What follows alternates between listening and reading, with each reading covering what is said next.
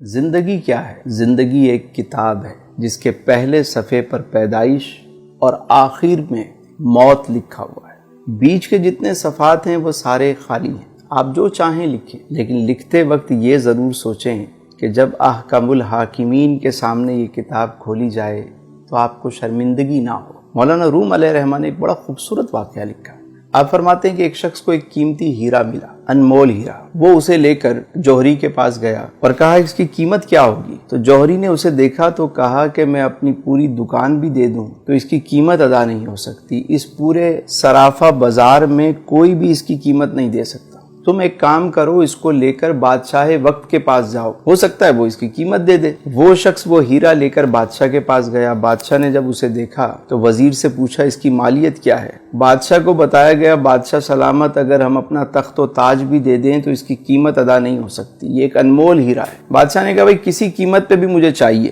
وزیر نے کہا یہ کام مجھ پہ چھوڑ دیں، اور اس شخص سے کہا کہ ایک کام کرو کہ تم یہ ہیرا ہمیں دے دو، صبح تم آ جانا سورج نکلنے سے پہلے، سورج نکلنے سے لے کر غروب آفتاب تک محل کے سارے دروازے تمہارے لیے کھول دیے جائیں گے، تم جس دروازے سے چاہو داخل ہو جاؤ، جو کچھ اس محل سے لے جانا چاہو لے جاؤ، تمہیں کوئی روکنے ٹوکنے والا نہیں ہوگا۔ وہ شخص گیا گھر، ساری رات اسے نیند نہیں آئی۔ صبح سورج نکلنے سے پہلے وہ محل میں داخل ہو گیا، دیکھا سارے دروازے کھلے ہوئے، وہ آرام سے داخل ہو گیا، کسی نے اسے روکا نہیں۔ پہلے ہال میں جب وہ گیا تو اس نے کیا دیکھا کہ بہت سارے شاہی لباس وہاں پر ٹنگے ہوئے ہیں، طرح طرح کے لباس ہیں۔ اس نے سوچا کہ ابھی تو صبح کا وقت ہے، میں نے تو ایسے کپڑے کبھی نہیں دیکھے، چلو پہلے اسے ذرا زیب تن کرتے ہیں۔ اس نے ایک لباس پہنا، اسے شیشے میں دیکھا، دوسرا پہنا، اسے اتارا، تیسرا پہنا، اسے اتارا۔ کافی وقت کے بعد اسے ایک لباس پسند آ گیا۔ جب وہ پہن کر اپنے آپ کو دیکھتا ہے، کہتا ہے میں تو شہزادہ لگ رہا ہوں، میں تو بادشاہ لگ رہا ہوں۔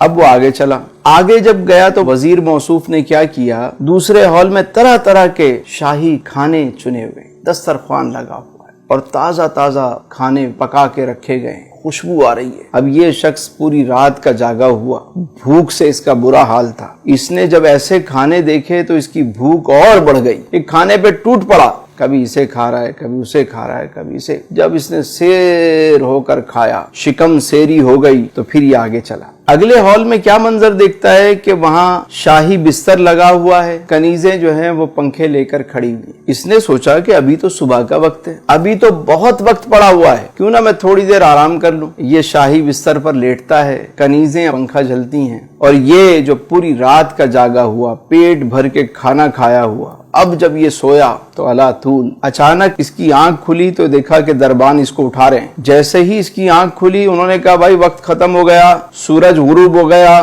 چلو اب یہاں سے بھاگو۔ یہ شخص فوراً اٹھ کر سامان اٹھانے لگ گیا، کبھی یہ اٹھا رہا ہے، کبھی وہ اٹھا رہا ہے۔ انہوں نے کہا خبردار، تم یہاں سے اب تنکا بھی نہیں لے کر جا سکتے۔ اس نے کہا میں نے تو کچھ بھی نہیں لیا ابھی تک۔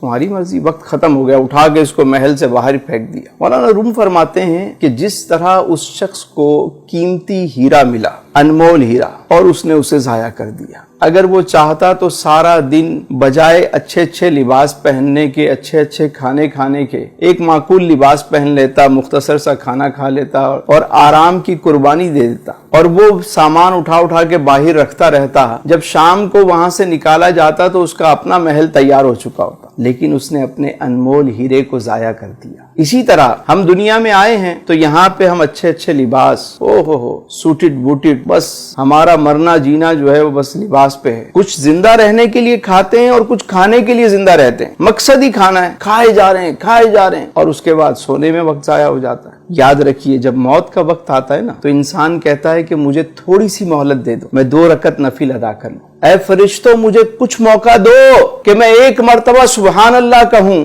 1 مرتبہ الحمدللہ کہہ لوں، ارے 1 مرتبہ اللہ اکبر کہہ لوں، تھوڑا سا تو موقع دو، میں کچھ صدقہ و خیرات کر دوں۔